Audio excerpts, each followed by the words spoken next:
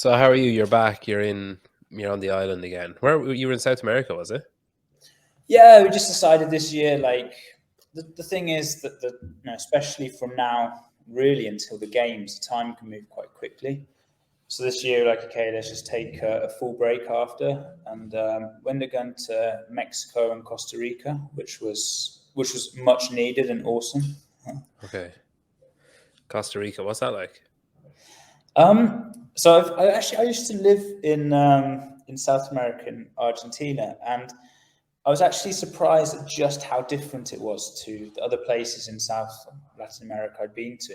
And it was incredible, like just seeing jungle, going in, seeing a different culture. It was really nice, a really nice place, really friendly people. So I loved it there. And were you like in amongst the locals, or were you in like some kind of all-inclusive resort kind of thing?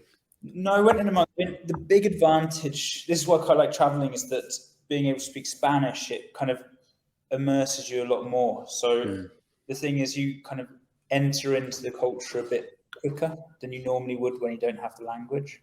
Yeah. When did you live in Argentina? When? I suppose in like 2013 or so, 2014, sometime around there. And why? Just because.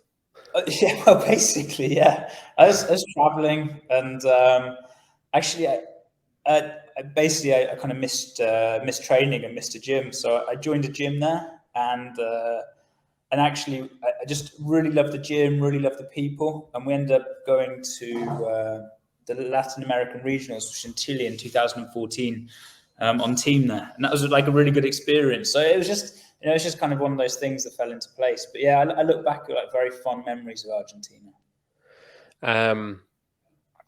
Because you've had quite an interesting life. So I think anytime I've spoken to you about the program and about everything from, say, 2000 and I don't know, 15 onwards or 16 onwards. But then I was listening to Yami on Savan's podcast, and he was talking about you and saying that you guys met in London, and Yeah. that you lived in like Asia for a long time, did you?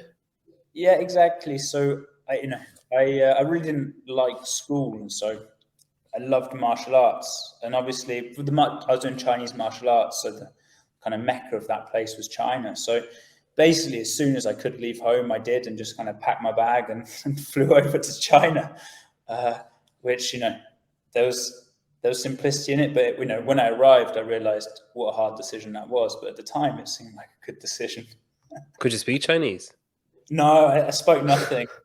I remember rocking up to I actually stayed because China as well. This is quite a long time. This is like 2003, 2004, sometime around then. And so foreigners were only allowed in specific parts. And so when I arrived into the sports university, and I basically rocked up with my backpack. And then I went in to try and check in somewhere, but no one spoke English. So they just kind of shuffled me into this room, and I just sat there for hours thinking, what have I done at this moment? And was that they were looking for someone who would be able to talk to you, basically? Yeah, and basically just wanted my passport to check me in, but I just kind of rocked up. I had no idea. They had no idea. And I just sat in a room for hours. How long were you there for? Not the room, the country. Yeah, I was there for like a year. And did it disappoint then, or was it just different than you thought? It got really intense. So I arrived in Beijing, and then I went to like a really small province in Henan, which is in the center. And there, literally, no one spoke English. Like, I was the only foreigner. And also, back then, it's also different. Like, I didn't have mobile phones. It was like a 15-minute walk to an internet cafe.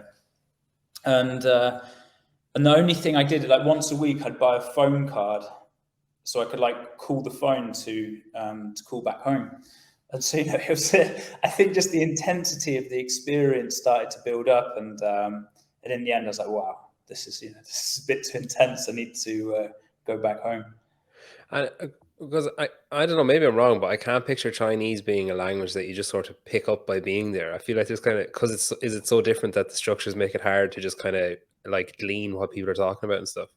Yeah, I think there's definitely a bigger learning curve with it, in the sense that, once you start understanding how they structure and how they form everything, then actually it's a lot more logical than, say, English, but you have to go through that whole process of learning it through. And back then, I was kind of conversational through necessity more than anything. You're able to But say yeah, phone card and yeah, phone card, basically it. Phone card, where's the train station? And where did martial arts come from then? Was that like was that from like watching movies or something, or did it something that you did as a kid?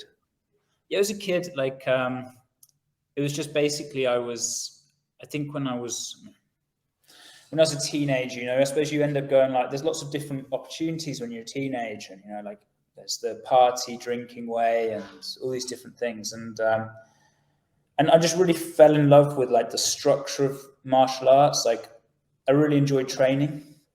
That sensation of training and feeling good after training. And also there was like in Chinese martial arts, it's kind of like a nice structure. So you got this very nice family feeling, community feeling, and I really enjoyed that. And so I kind of fell in love with martial arts and training and all the philosophy side of things, and that's kind of what drove me to move over there. Um, are you friends with Max from Think Tank? We speak at competition, but not outside of that. Yeah, he seemed quite similar. Like he's big into that, Yeah. like structure, and like I know he's interested in. I think it's jujitsu he's interested in, but it's similar, like discipline, and like it's got a lot of Yeah, crossover.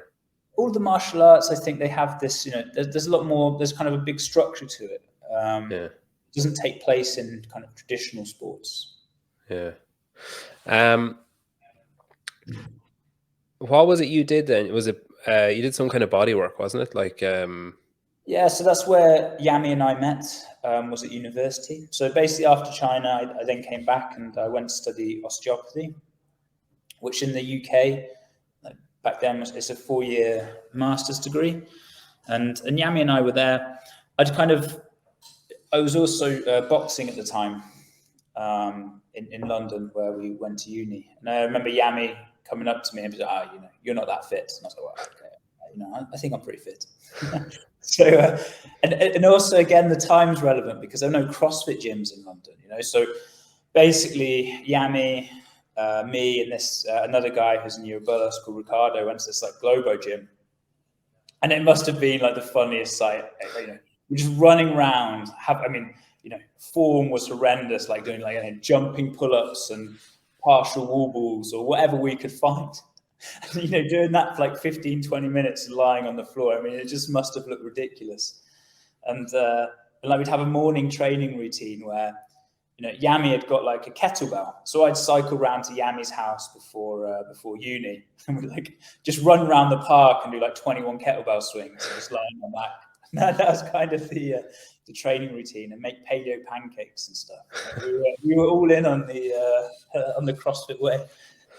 how do you view people like Yami now? Like, because obviously that was quite a formative time for you in CrossFit, and then now I guess, like, do you see people like him as like rivals? Are you on opposing sides, or how does it work? I suppose I don't see the relationship as a rivalry.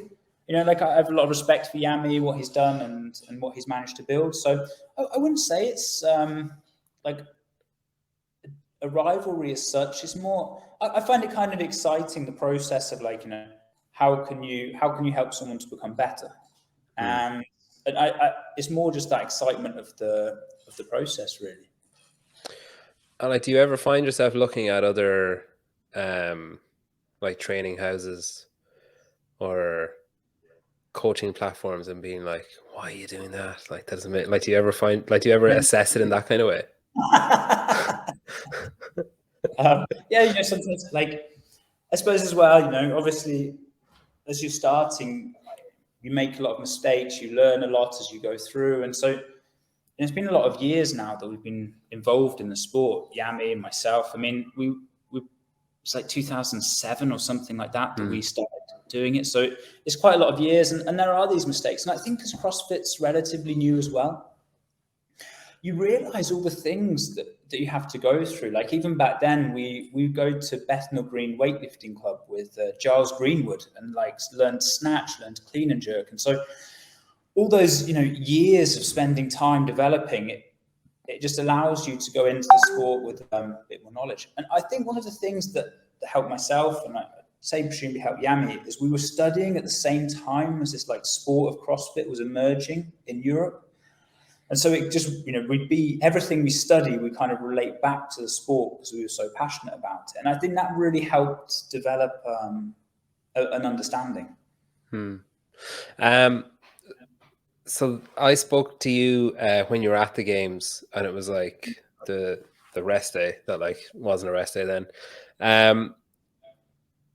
When we were talking, you mentioned, I think it was then, that Sarah came up in conversation, and you were talking about how when that ended, that it was kind of, I guess, like a difficult period, and like that it brought on some self-reflection and some like why did it happen and that kind of stuff, and like it's a big change, I guess.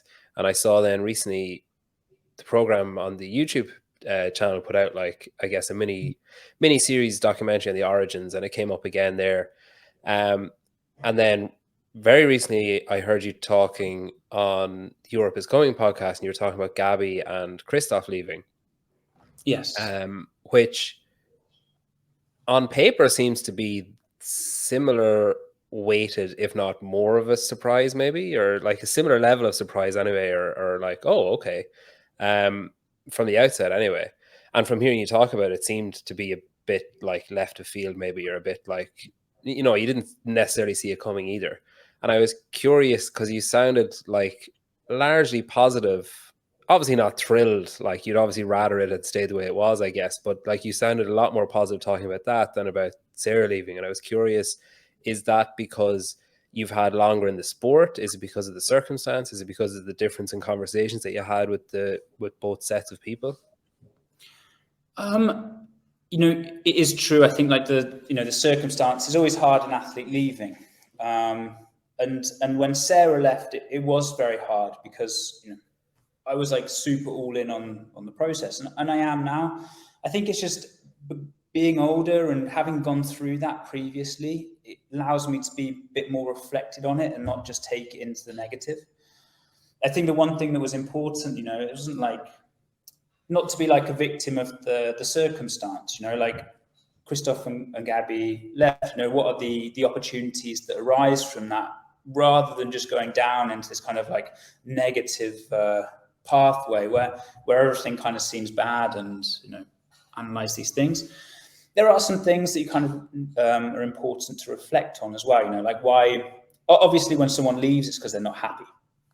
So it's like asking those questions, what could we do in the future to allow that not to happen? And I think one of the big things for us is like, we've been so focused on performance, like there's no question that when Sarah left, for example, the performance was incredible, going back-to-back podium. And then when, say, Gabby and Christoph left, they're leaving off the back of doing just incredible things, and performance was on point. So it kind of, I think when people leave because of performance and they're not doing well, it makes it more of a logical and understandable reason to leave. But then there are obviously lots of all these other factors where you go, okay, well, actually we need to look, reflect, and decide how we can optimize things for kind of future generations coming forward. Do you have like an exit interview? Like, do you sit down and say why, or do you just, when they say like, oh, we're going, do you just say okay, or do you say like, what did we do something wrong? Do we need to do something different, or do you like, is it too fresh then? So we really like, especially with the athletes that I work with closely, we communicate every day, and we'll often have like sit down, reflect, chat about things. And the one thing that I think was important is that everything was kind of a discussion. They ultimately got to the point where they made the decision that they'd like to leave, and you kind of, I don't want to push back. It's like accepting that decision, and also it's still quite fresh. It's probably like 4 weeks ago, and I think it was was something that they decided in the time. I don't think that they thought too long and hard about it. So it was quite a quick decision from their side. And so I think when time passes, it actually allows sometimes it being a bit easier to look back and be like, okay, actually, what was going on? Why did I feel that way? And why did I decide to leave? So right now, it's still quite fresh.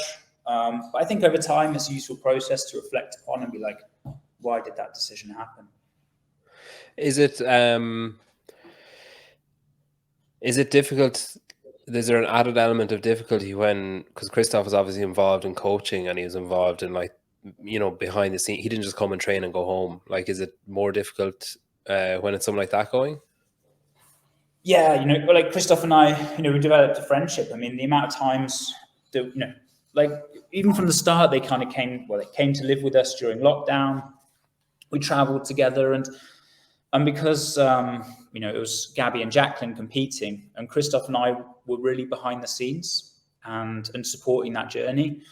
And I think as like a behind the scenes team, you kind of develop quite a bond as well. You know, like, well, the athletes get back after the, you know, the event. Christoph and I went to go get Chipotle, and you know, it's nice to have someone to, because dealing with like elite level athletes can be quite stressful. So it's quite nice having someone you can relate to, chat to, talk to, and work through. And Christoph was very much like that. So yeah, you know, it's sad in that way. What aspects of it are stressful working with elite athletes? the personal aspect. You know, if there was just the objective side of doing it, life would be easy. But you know, the ups and downs of something like the games. Also, there's also, like, you know, there's different personalities, so everyone's quite different. There are some commonalities though, especially for athletes who are going back and repeating at the games. It's like, you know, they have a number in their head that they want to get to, because that's the easiest way that people, you know, as much as you talk about, you know, people trying to improve on themselves, these things, you know, a lot of competitive athletes look at the number on the scoreboard and hold that as such like high value. And so when they go back to a competition, their way of looking at it is that if I get a better score, I've improved over the year. And so those ups and downs of when they're not necessarily achieving that can be quite intense. So you get these like big highs and big lows, and also they're like can be super long days, you know, especially if you've got like an early briefing, and sometimes you might not, you know, you might be in the venue for like 14 hours, or you're shuttling in between to take them back home. You know, just making sure that their life's as stress-free as possible, really. So and the behind the scenes team kind of take the brunt of that stress. And do you hand any of that off when it's Jacqueline, or do you just like swap roles mentally? Do you just like detach yourself, you know, like relationship wise? Do you detach yourself from her in a personal relationship wise and just strictly be a coach, or do you hand off that to somebody else who will be better able to be, I guess, more objective about it? Yeah, so I switch into the coach, and so like this year, Jacqueline had like you know, lots of people around her who can offer kind of more the personal support. So I would actually, you know, like we stay separately. It is a lot more like a coach athlete relationship than a romantic relationship, and then she has that support network around her of friends and other people who kind of help buffer the emotional side of things. So that's probably it adds to that little off season window then as well, because you can actually just be a couple and not be like thinking about competition or whatever. Yeah, exactly, and that's nice. You know, it was nice to take August off, just really reflect on the season, like where we want to go forward. The last few years, we've worked like really hard as a team, and there's not been much let up. So it's nice just to go, okay, you know, appreciate how far we've come in that journey. And also then, you know, put a bit of a structure of how we're going to be moving forward. How do you feel about that the games went? Like, are you satisfied with it? Was there anything left on the table, do you think? Or are you happy with how everything went? So, you know, it's one of those like the Nur Olsen kind of thing, you know, happy but hungry. It's like I think that we really did well as a team at the games. I think everything went very well, but there's always room for improvement. There's these little things that you can reflect on, and sometimes there's new things every year. But over the years, those new things have become smaller and smaller tweaks that we can reflect on and make better for next year. So I would say overall, happy. Like Gary went back into top 10, Jacqueline made into 15th, and then we had Moritz and Sola go through their first games as well, and that's the process that I think we kind of managed to make as much an enjoyable experience for them as possible. How many coaches did you have there? So there was kind of, if we include Christoph in that, there were 3 main coaches, and then Moritz also brought his girlfriend. So we have a new coach on board who's Chris, who's just moved over to Mallorca as well. Is that the tall guy? Yeah, the tall guy. We brought on some German precision to the team. Yeah, he's not like away from the floor. He's not very emotive. I said hello to him a couple of times. It's just like blank, like intense, like nod. I was just like, okay.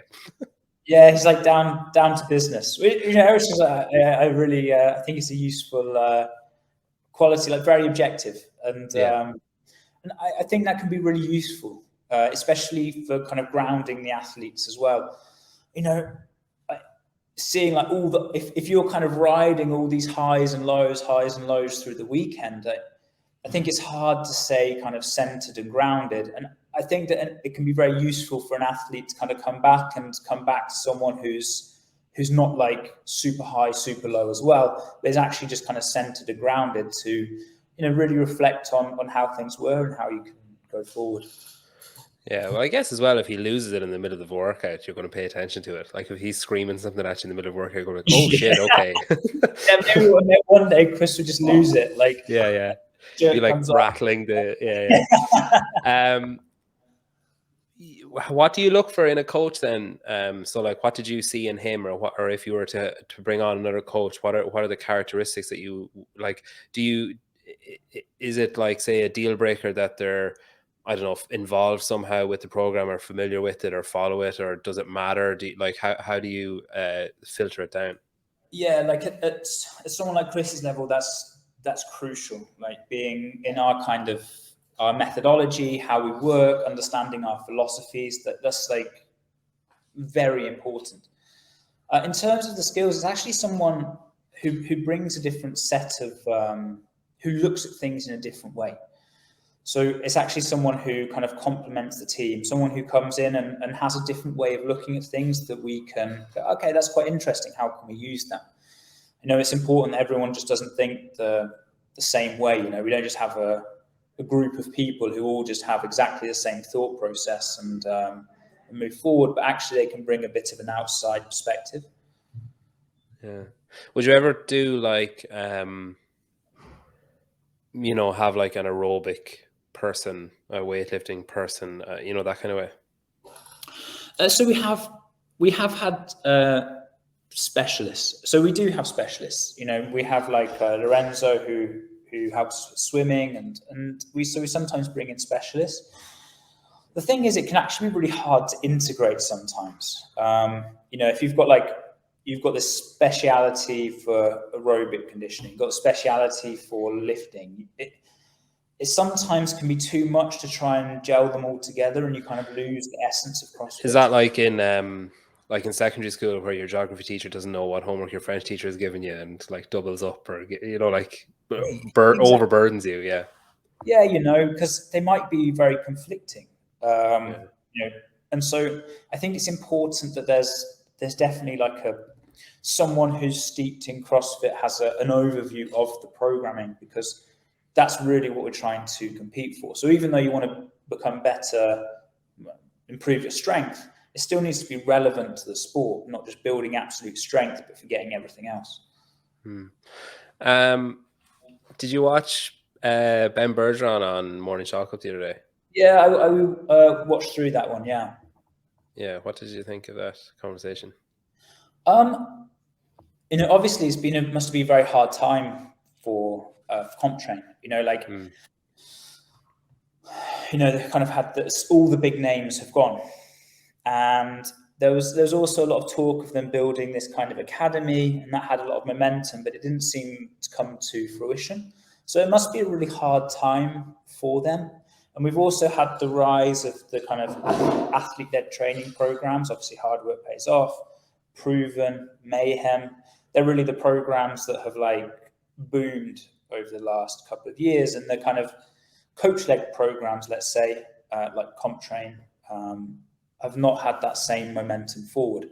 So I was just interested to see like what direction they want to be going in, and their thought process. They're obviously like, one of the programs have been in the game for a lot of years, so it's kind of interesting to see what they're looking to do. Do you feel like there's an unfair level of focus on people leaving ComTrain compared to, like, say, from where I'm sitting, and I don't know if this is because it's a European American thing or whatever, but like Gabby and Christoph left, and like there wasn't that much talk about it. Like it kind of mentioned for like a couple of days, and then it just kind of seemed to go away. Whereas with ComTrain, it was like people are still talking about it and will continue to talk about it probably up to the games next year. Do you think So that's because it's Matt as well? yeah, so I think it's probably not just one factor, but like for example, Katrin like has a million followers and Yeah. has won the games, and was like kind of with CompTrain for so many years, and the fact that they all moved over to another training program, there are kind of lots of factors I think that become interesting in that there's a lot more like depth and dynamics to that process of all of them moving over, and also the fact that one of CompTrain's main coaches in Harry moved over as well to Hard Work Pays Off. So I think there's a lot more dynamics in that instance than with us. It's interesting as well because I think I was kind of naive up until that happened, thinking like an athlete just goes and finds a coach and works well with them and just like settles in. Whereas like in reality, there's like contracts, and in some cases like money is exchanged or deals are made to stay there for X amount of time, or to, that kind Yeah. of stuff. I think I don't know, did I pretend that wouldn't exist, or did I just assume it didn't, or what? Well, what are your thoughts on the change? Well, it's Harry led. I mean, like, you know, they were all incredibly complimentary of Harry when working with Harry at ComTrain. Like he was the one that they talked about even then. I remember Amanda talking about him. Like he was the reason she moved in the first place. Like moved whatever halfway across the country. I think it spoke volumes that Sam stayed working with him when Harry had left ComTrain. I was like, okay, well, Sam's going to be with HWPO next year then, when he signed with HWPO. I feel like I don't know, like I'm always kind of interested. I just kind of feel sometimes when Ben talks, I kind of wish, like, and it's hard because obviously you don't want to say the wrong thing, and you don't want to, you don't want to come across as bitter, or you don't, that you kind of want to avoid that side of it, I guess. But I just kind of feel like when essentially nothing is said, it just kind of leads to a vacuum that's filled by other people then, where, Yeah. in that interview, he was like, oh, like largely saying kind of similar, echoing things that you're saying there with Gabby, where you kind of don't push back and you don't want to go down the rabbit hole of like, oh God, like what's happening or whatever. But I think he just kind of, he talked a lot without really saying a lot. So then there's a gap for people to say, well, I think this is what's happening, and then it just kind of magnifies it, or it gets worse, or it gets, I don't know, it like, it ends up looking worse than it actually is. Yeah, that was kind of our conclusion as well, is that actually it was hard. There was no, like, everything was kind of went around the subject rather than directly to it. And maybe that's for reasons they don't actually, maybe they don't know, maybe they do know, maybe no one knows, it might just be one of those things. But as you say, yes, the vacuums can often, people fill a vacuum with whatever they want to fill it. Because even you look at, sorry, go on. No, but you raise an interesting subject, and I've actually had like a lot of conversations about this, more so in the last few years, because also, like, back in the day, like, there weren't agents involved in the sports, Yeah. and now all of a sudden, I feel like there's kind of the sports post-COVID and the sport pre-COVID. And all of a sudden, when we emerge from COVID and things start moving again, it seems like agents are a lot more involved in the sport. It feels very different to how it did like 3-4 years ago. Yeah. And that kind of, it's almost like not spoken about subject. And I don't know if it's right not speaking about it, but yes, training programs, paying athletes to be on board. And we've had some, obviously we're involved with some of the best athletes on the sport, so we get exposed to this kind of things. And we had an instance where, just like for full disclosure, we don't pay our athletes to be on board the program. I don't think it's like, I don't think it creates a healthy relationship personally. I think that, coaches give a lot to the athletes, and that it's a lot of work involved. And I think it creates a healthier dynamic between a coach and an athlete when there's that some kind of reciprocal way. But when the coach is also then paying an athlete to be on board, I think it creates a strange dynamic.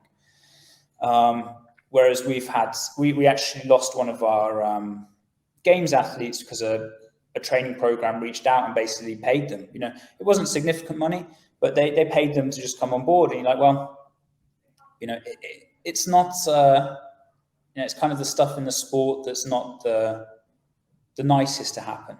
And for us, we're obviously a big training program, but I really feel for like the coaches who've worked with an athlete for a long period of time. And then, this training program comes along, goes, okay, well, here's this money, come on board, and then the athlete leaves. It's not a nice thing to happen in that way. Yeah, I think I remember someone saying it to me, that they told me like a list of 3 or 4 people that are paid to be on certain programs, and I was just like, fuck, like how did I not tweak, or that was a thing? Like how was I so naive that I just thought, it just never entered my realm of consciousness that it would be a thing. But like, which 3 people were those?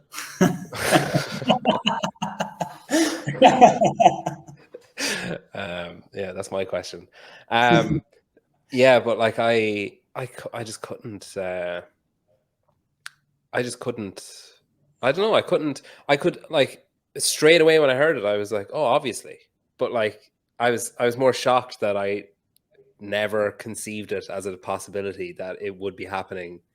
I think because, and it's probably just the sport was maybe naive pre-COVID, as in there wasn't as much of that happening, and there wasn't as many like managers or agents, and I'm not saying that managers or agents, I'm not saying it in the way that I don't talk about agents or managers in CrossFit the way I would about agents or managers in football, for example, where I think there is an element of greed about it, and an element of like, like, how can I better myself? Like, we need a new contract, that kind of stuff. I don't think it's the same in CrossFit. And again, like, maybe I'm being naive again, but I think there is more of an element of the human side of it in CrossFit, because it's maybe a sport that's more in its infancy than football or whatever. And there's like less large amount of monies involved or big corporations involved in it. But like when I hear someone like Matt O'Keefe talking about the people that he works with, I don't get the impression that he's out for his like little silver coin. Or when I hear like Snorri talk about people, I don't get that impression of him either. But yeah, I guess like it's hard if there's someone who's training and is confident in their abilities and thinks, well, it's only a training program, and then someone comes along and says, hey, you can continue to train the way that you're training, but I'll give you 10 grand a month, or I'll give you 40 grand a year, or whatever. Then you're like, well, fuck, that's a year's salary for a teacher, like, and I'm just doing what I'm already doing. Like, what, why not? It's hard to turn your nose up at it. Yeah, of course, the money changes things. And I think you're absolutely right. Like, the sport is still small enough that pretty much everyone involved is passion driven. Everyone's united because they all love doing CrossFit. Everyone loves doing CrossFit, loves throwing down in the community. And so it's very much still that core group. However, I have noticed, like, over the years, you do start to kind of add these different layers of, most people now, most people have nutritionists, they have some form of sports psychology, they have various forms of therapists. They have different types of coaches. You have agents. You know, like you've all of a sudden, if you go back like a number of years, it was very rare to have all of those people involved in an athlete. It would just be like a couple, and usually just friends kind of helping out. You know, media teams. You know, there's like a huge amount of people now involved in the journey of each athlete. Yeah, and then it's even like you hear, again, I heard some numbers thrown around that people get for like contracts with clothing companies or, you know, like sponsors and stuff. And then you're like, my God, like, like it's insane, like some of the amounts of money that you hear, and you don't expect it in the sport. Like you expect, I guess you expect it to be more modest, like not that it should be, but when you hear the numbers that are being talked about, you're like, fucking hell, all right. Like, you know, Jesus, like I wasn't expecting it to be that high. Yeah, and I actually think that's one of the huge positives for the sport, because it means it can allow it to grow. You know, like it's just everyone can become more professional, everyone gets more exposure. And so I think those things are really positive, that more money comes into the sport. It allows kind of the athletes to live full time. It allows their support team to help them. It allows, you know, it's more exciting in the media because the media quality goes up. And so I think that kind of can drive the sport forward in a really positive way. And it's good for the, obviously good for the brand, because they see the value in that visibility. But it reduces the pressure on competition as well. Like you can kind of let the reins off a little bit more at, say, like Wadapalooza, which is whatever, like say $300,000 or whatever is the prize money, but like that's a shoe contract now for someone. Do you know what I mean? Like, whereas, you know, like that, like 5 years ago, I'd be like, oh shit, like this is make or break for the next 3 years or whatever. Whereas now it's like, oh, I just signed with whoever. Oh, this is grand. I'll, like, if I win, great. But I mean, I'm pretty okay anyway. Yeah, you know, there's some, you know, and this is like from the old school of the sport. There's definitely a new era. Like, you know, I remember going to competitions or wherever it may be, and just some of the stories of where the athletes came from and how they got there. Like there used to be a competition in Denmark, which, you know, Denmark was one of kind of the original place where CrossFit was in Europe. It's a competition called Fit as Fuck, and there was yeah, old school CrossFit, like high socks and all that going on. And there was an athlete called Mikko Rumpa he was a Finnish Games athlete, and he went quite a few times, like extremely good. And basically he rocked up to the last day of competition. There was like a really bad train service or something. So he'd like got up at 3 a.m., got like 3 trains to the competition venue for Sunday, went in, still won all the competitions. And you know, there's like all these like fun stories that are really inspiring from back in the CrossFit day that, you know, are unlikely to happen now because, you know, everything's just a lot more structured and organized. Well, look at Uldis. He had to cycle to the rowing event at Lowlands and he won it, and because his Uber didn't turn up or whatever. Yeah, exactly. You know, there's all these fun stories through. Would you ever message or like start a conversation with someone that you thought you could help? Like, say if you saw, I'll give you a hypothetical so that there's no like litigious nature involved. So say I was training with Yami and I was like a bubble person and was like, oh, like maybe like top 10 at semi-final maybe. And then you thought, oh, I know what's missing there. I can see the missing piece. Would you ever approach someone and say, if you're ever thinking about leaving, like, let me know? Or is it more a case of like someone, like, do people always come to you? Or is it more complicated than that? So, you know, if someone's on, you know, someone you know, someone's working with a coach or a training program, you know, you wouldn't reach out to them directly. You know, we have, you know, the athletes show me messages from like the big name training programs, basically reaching out to them and asking them to be on board. You're like, come on, you know, especially when you see, you know, the coaches and everyone involved, you're like, why are you reaching out to this athlete? So because I'm frustrated by that, that wouldn't be a process. You know, if there's an athlete who, you know, is maybe not working with anyone, or in that instance, yeah, sure, just to have the conversation. And usually it's just a conversation to see what they're doing. And this is where things get changed as well. You know, like I think it's almost like the paying someone to come on board is where it gets a bit tricky. You know, it's like, hey, come on board for this amount of money and just join the program. It doesn't feel or doesn't sit right with myself. I was talking to somebody recently, and they had an athlete leave their program, and they were like catching some shit for it, like as in, you know, people were looking for a bit of drama, and people were kind of judging the fact that the person had left. And they said that there's a general consensus that coaches need athletes, and that coaches need, like, you know, games athletes and big athletes, and how the opposite is true. Like, that it's not necessarily the case at all, but people just assume it is because the athletes have the fame, that the coaches are, like, you know, coming cap in hand being. Now I'm really elaborating on one sentence that I was sent. Like, I'm like adding a lot of, you know, between the lines, but I get the impression what they meant was that people are, when people see, for example, and I don't know the ins and outs of it, but for example, when Catherine left Comtrain, people, if nothing was ever said about it, and if she never talked about it, and if Ben never talked about it, people would assume that it was her decision and Ben was in the wrong somehow, that, you know, he's lost out, basically, that oh no, like the athlete is gone or whatever. Whereas in reality, not with that case, but in other cases, that might not be the case, that the athlete might have been asked to leave, or that the relationship might have just ran its course, and that maybe the coach is better off, and that maybe for, say, Gen Pop like myself, who might assume that athletes hold all the power, and that the coaches are like, oh Jesus, I can't lose an athlete, etc. That in reality it could be totally different. The coach could be like, yeah, fuck it, good riddance. Like, there's, you know, I'll get someone who wants to be here, etc. Yeah.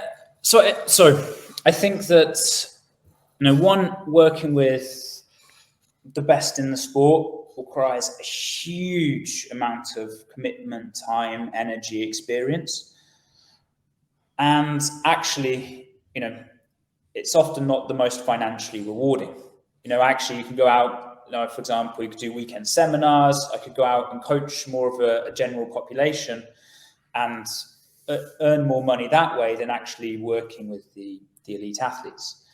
No, I think that the obvious thing is, if you want to be a coach of the best in the world, then you need to have athletes who have that potential to be the best in the world.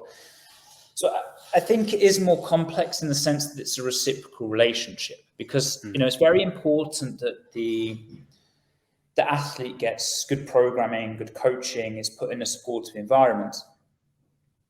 But then for all of those things to kind of function, it's very important that that programming has an athlete that responds to all of those things and is able to perform. You know, if you have all of these things in place, but you don't have the talent of the athletes, nothing really is going to work. So you need both sides to be functioning well. And I think that's why it's an important way to look at it. I don't think it's like, you know, one side holds all the power. I think it is very much, as I said before, this reciprocal relationship where the athletes gain something from it, and also the training program or the coach can gain something from it. And that's what just needs to be clarified from both sides. Like, when somebody comes to Mallorca to train, like in-house, we'll say, to, you know, like, oh, I'm going all in, I'm going to move to Mallorca. Do you, like, is there a line, say, that they need to be over to be like, yeah, okay, you can come? Like, say if there's, like, say if I was like, hey guys, I'm going to come to Mallorca, would you be like, no, you're not? Yeah, we get many requests of people wanting to come over and train.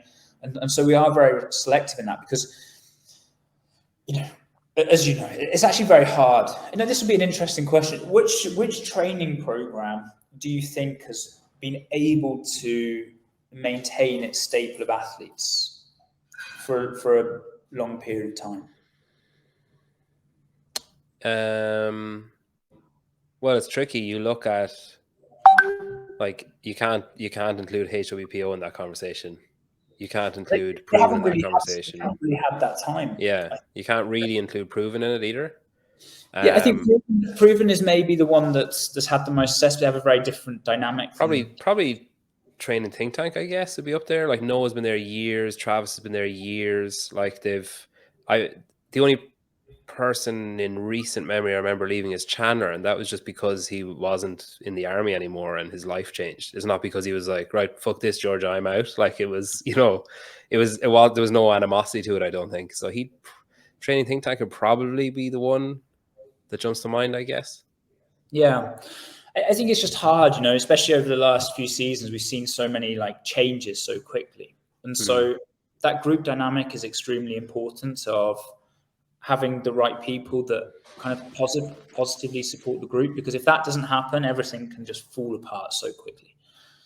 Um, so Mm. that so having if you bring, even if they're the best athlete in the world, but they kind of destroy the group, it's really hard. What do you do in that scenario? You've got an athlete who's the best in the world, but they're not great in a group setting. It makes it very tough to manage. Um, the next while then for the program, are you keen to say fill the two consistent spots that were taken in Mallorca? Like, are you looking for someone to bring over? Is it more natural than that, where you just see if something happens? Are you fussed, like, or are you? We're not in a rush. We've now built like a really nice structure. As I said, we've got two full-time coaches now on the island. So we have they're both German actually. So we have Dom and Chris and myself here, and it's very important to us that we create the right environment in order to get athletes improving, being happy, and moving along that way. So we're definitely not in a rush to kind of fill things, and we want to make sure that as we progress, we do so in a good, strong way. Hmm. I've heard you talk about grassroots a bit. Yeah. Um, I think it came up. We were talking once about.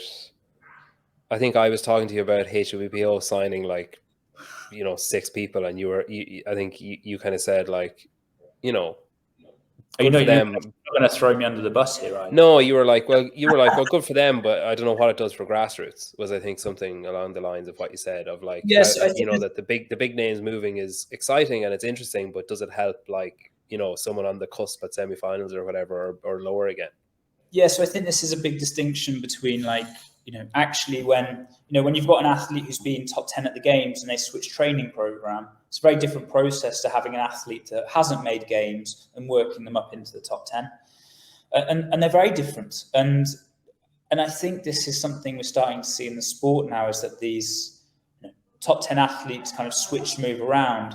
It's very different to working with an athlete and taking them from, in essence, kind of like a regional semi-final level up to the games and then up into the top 10. They're quite different processes. And I think that's something that in the program, we've really honed after all of these years, is actually working with that level of athlete and showing that we can take them from this kind of regional semi level and take them all the way through into top 10.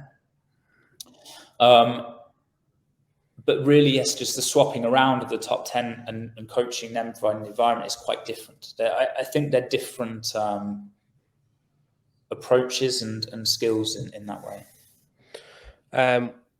Would you ever look at doing a program team, like having a run at? Honestly, we had we're at Filthy 150, where when they had the super team year. Yeah. I think there'll always be like an asterisk in like between 2019 and 2020 of the game stuff, because everything was so strange. But I think if they did super teams again, we'd go for it, because I quite like that style. Oh, I meant to talk to you about this. So we brought, so me and you had or you and I, well, you and Justin Berg had a conversation. I was standing in front of you while you were having the conversation. I wasn't really involved in it. I got involved at the end because I was like, they're both saying the same thing as each other, but they just don't realize that they're both saying the same thing as each other. But you were of the opinion that the affiliate cup should essentially stop being the affiliate cup and just be the team cup, and just have super teams. Just lean into the fact that, you know, it should just avoid these rules, these hoops of you have to live here, you have to do this, you have to do that, and just bring it that you can bring people in and that you can draft and whatever. And he was of the opinion that they need to lean further away from that, and that next year they'll try harder to make it more difficult to just bring someone over or whatever. And I was curious, is the reason that you feel that way, and maybe I'm misdescribing it or misremembering it, but is the reason that you feel that way because it just enhances the spotlight, because it makes it more of a spectacle? Well, no, actually, it's because basically what happens is it becomes like a financial investment. So obviously, I don't think anyone argues that Mayhem, that Reykjavik are basically super teams who kind of fit the box of the rule. And because forming a team for 6 months of high-level athletes is super expensive and very hard to do. And so there's only a few people who have that capacity. And you even see it, okay, you've got the extremes, the Mayhem, Reykjavik, but you also have, even with local people who fly one team member over who's not from it. And so I don't think it fulfills the essence of that affiliate nature. I'd actually say the team that has managed to be the most successful kind of affiliate is actually Oslo. They're people who live in the same region, from the same place. And so I actually think that there's kind of like the true affiliate, which I think I completely agree that it'd be super interesting to have a competition that kind of centers in on the affiliate side. But then in the sport, because you make it competitive, there's money available, inevitably people kind of, will stick to the rules, but do it in the best way possible. So the reason is that I think that, in essence, in order to win what is the affiliate cup, people basically create super teams within the rules of the affiliate. And I think that takes away from the nature of the affiliate cup. Yeah. Would it not make it worse though if you said, okay, you can just do super teams then? Would it not widen the gap then, where you'd have people like Oslo losing people because like Mayhem are like, oh, get that guy over here? Yeah, or I think they, in essence, should be separated in a way. Okay, finding a way that they could be separated, because yes, you're right that if you do that, you're obviously not going to have, the affiliates. It just gets very tricky to kind of combine the two. Well, you'd have the best affiliate team in like 9th, probably. Do you know what I mean? Because you'd have other like super teams with big budgets or big sponsors or whatever ahead of them, who are just able to cobble together like 4 people. I also think it'd be a lot more exciting, because then you could bring back, honestly, when they did super teams, there were some super cool teams forming, and athletes that, who've maybe gone into retirement, who maybe have thought about masters but don't want to, would all of a sudden all form this team. And you get some of the legends from the sport kind of have a new window of opportunity within the super team. So I actually thought it's a great opportunity for athletes who've left the elite to also still be involved. And also you get to see some really cool specialists who may not have the kind of breadth of skills to perform well at the games, but they can do, they lift super heavy weights, they're amazing gymnasts, and so you can start to form teams that are really exciting without the limitations. And then I think that you can reward the affiliates in a different way outside of that structure. So you just, you kind of form 2 different avenues. You joined, or well, you've been involved with GOWOD for a while, but the program is officially on the GOWOD app. I heard Thibaut talking about it on the Europe is Coming podcast. He's some shyster. He told me, so for the last like year, he's been telling me, oh no, my English is shit, I can't do an interview. And then I heard him on, like, it was actually Jake Marconi. I said it to Jake, like that, oh, I'm trying to get him on. He won't come on. He's telling me his English is shit. And he was like, he's filling you with horse shit. His English is better than mine. And then I heard him on that, and I was like, bastard, like his English, it genuinely is better than mine. Like he has a better grasp of English than me. But it was interesting the things he was saying. So first of all, he told me that he told her, and I heard it on her show, that the relationship started with you just like walking up to him and saying like, oh, I like your app. Yeah, it was just like I think Jack was competing at the French Throwdown, and obviously they were there as a French company. And I saw the stand, just walking around between events. I was like, what are you guys doing? That's like that's a really good idea. and obviously it turns out it was a really good idea. Like 4 years later. It's remarkable the growth they've had, like insane, really. It's phenomenal. Like I'm super happy for them. Also, there's so many things that I'm super happy about. One, they're like a European company that has done really well, and that's quite unusual. The fact that they've stayed in Europe and kind of stayed true to that, and also the fact they are like so passionate about CrossFit, and they'll often make decisions not necessarily based on like financial gain, but what's good for the sport. And having a company like that in the sport is just incredible. Like they're willing to see the sport grow, even though it might not benefit them personally. Yeah, I mean, they sponsor this show. You mean you'd have to question their logic? Yeah, exactly. I'm looking at the bottom of your screen. You've got some. You're gonna need more space soon. Start filling the top. I'll do 2 separate screens.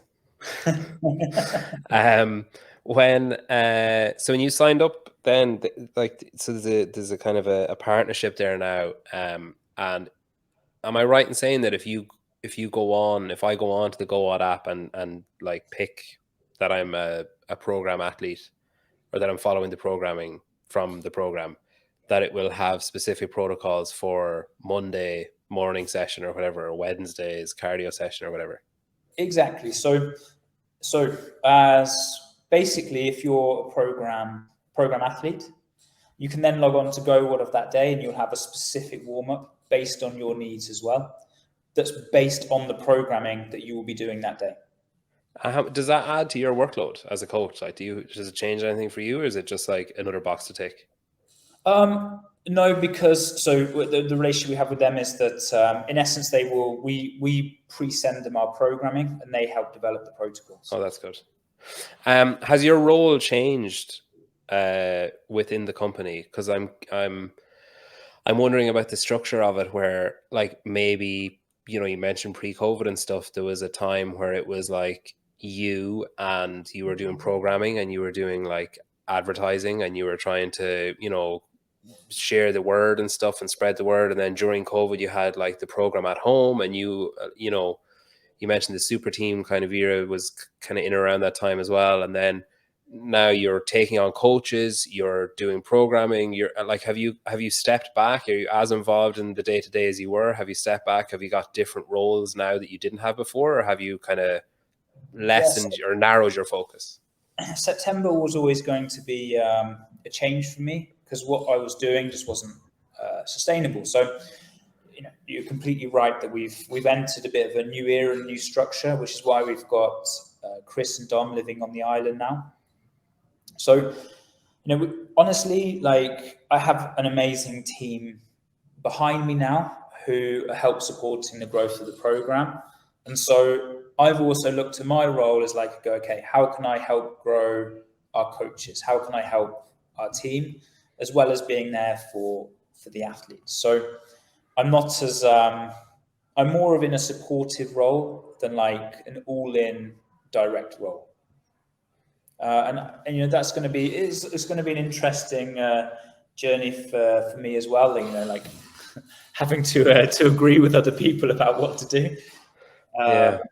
But it's been super nice so far, and it's something that it's not just a quick decision. It's something we've been building over a quite long period of time, because the right fit is so important, especially for coaching. Like, we are, in essence, our core of what we do is coaching and helping athletes become better. And so finding the right fit in that is just so crucially important, and that's why it's taken quite a long time. We couldn't have just thrown anyone into these roles. It took quite a lot of development to get there. So maybe the specifics of it aren't very clear yet. Like, maybe you're kind of still like finding it, but would it be a case that you would set out, say, 12 months or whatever, 6 months, and an overarching plan of like what the programming will look like for this group of people, this specific person or whatever, and then the guys would take over and kind of, you've said, oh, we want to develop speed and power for these 2 months, and then they dive into that and how to do it? Or are you still going to have more of a macro view of it?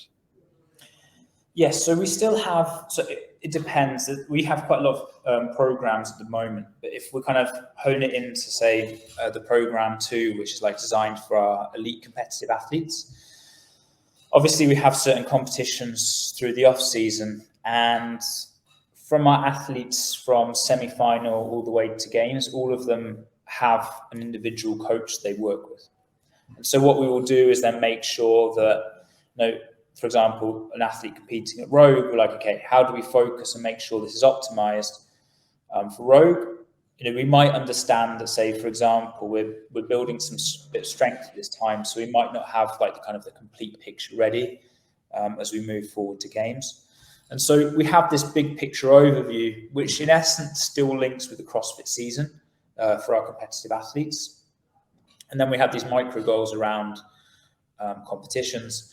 And then one of the roles to see is that actually the athletes are progressing and kind of hitting the milestones at the right time, and then being able to tweak things to make sure that that's happening. And it's actually so that athletes can feel more supported. They have, like, our coaches just have to worry about coaching, which is really nice. Like, it's very hard. This is the kind of hard thing that you get into, is all of a sudden you have to worry about all these extra different things, and that takes away from the quality you can be as a coach. When you're trying to grow this, you're trying to do that, you're trying to worry about whatever it may be. And so actually the coaches can kind of come in and just coach, and having that kind of mindset of like, okay, I'm going to do this and I'm going to do it extremely well is really useful and very powerful. And also it just means that our behind the scenes team is growing and can support the athletes in a lot better way. The plan then for the next few months, you've got Rogue and then Wodapalooza. How involved do you get if someone's going to Wodapalooza on a team and you're not, like, say, one of the people, like hypothetically one of the people? Who might that be? Oh no, I don't know. But just hypothetically, one of the people was on a team and the other two weren't. How involved do you get? So I think in that role, like the idea is to, in essence, create like a fun environment and just make sure things are supported and optimized. We're not going to go into they're not team athletes. They're not looking to compete in team, but they're going to go throw down and do the best they can do at Wodapalooza. And I'll just be in a supportive role. Like, if anything's needed, we're not going to kind of alter programming. We might have like a mini camp over in Mallorca just to make sure like they're happy with synchro movements, worm, those kind of things that might come up. But it's not going to be it's more of a fun thing for the athletes to do rather than like a focus of the year. Yeah. Okay. So it's not going to be like a daily grind or something. It'll just be an enjoyable experience. Is there anything else then? Are you Dubai? Is anyone going to Dubai? Yeah. We actually, Georgos the Greek came on board. So he'll be one of our athletes to Dubai. We also had Ella, who's from Sweden. She's at semis, who's going to Dubai. So we have a few athletes there. There's a Madrid Challenger Series, Wodapalooza. We've got people going to Marbella, Butchers. Oh, Marbella is like next week, isn't it? Next weekend? Yeah, exactly. So we've got a good team going over there. I'll be, the thing with the US trips is like it takes so long. Like the travel is basically going to be like 2 weeks for a 3-day competition in essence of kind of traveling, coming back. So these longer trips take quite a while. The European ones are there. We've got athletes at German Throwdown. So actually looking at the calendar, it's going to be super busy between now and the Open, really, with everything coming up. Are you anticipating any? Sorry, go on. Your Wodapalooza. Yes. I see this. I'm at Wodapalooza. I'm waiting for someone in Dubai to have some kind of meltdown and be like, do you know what would be a good idea? I think I'll be waiting a while. Do you anticipate any changes to the structure of the season next year? Honestly, I wouldn't be surprised if we see changes. I would not be surprised if we see some changes going through. Hopefully, they're not like significant changes, so we can kind of. I think everyone's enjoying the consistency at the moment. The brands, the athletes, the coaches, the people involved, the spectators. It kind of just means you can follow along in a bit of an easier way. So I imagine because of the sport we're in, we'll see some changes. Get rid of everything. Yeah. Actually, guys, you know It's just what? the top 5 from the Open, and that's it. We're going to try this crazy idea. Yeah. Someone in accounting had an idea. Well, listen, thanks for coming back on. Best of luck with everything in the off season. It's going to be exciting. And yeah, we'll catch up throughout, and we'll stay in touch. And it's always great to pick your brain a bit. Yeah, well, thank you for having me on.